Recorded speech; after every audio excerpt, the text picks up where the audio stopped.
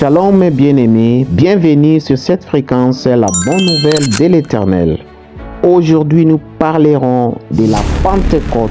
Vous allez le lire dans Actes des Apôtres, chapitre 2, du verset 1er jusqu'au verset 4.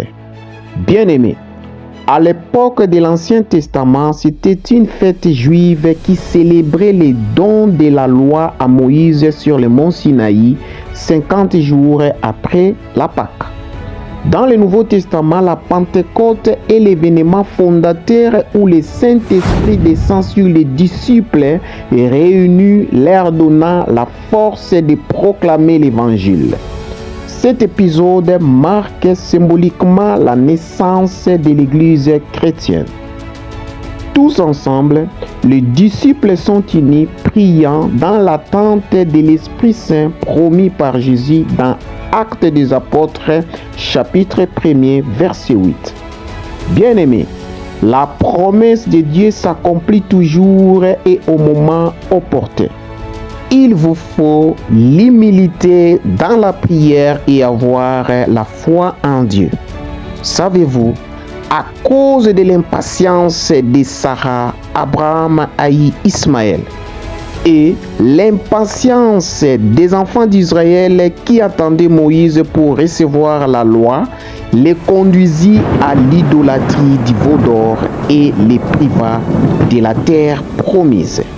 Soyez patients et attendez l'Isaac de votre vie, car Ismaël n'était pas conforme à la volonté parfaite de Dieu. Ne mourrez pas dans le désert pour manquer votre terre promise. Peuple de Dieu, depuis que vous avez accepté Jésus-Christ comme Seigneur et Sauveur, vous êtes déjà sauvés et le Saint-Esprit demeure en vous. Réflexion.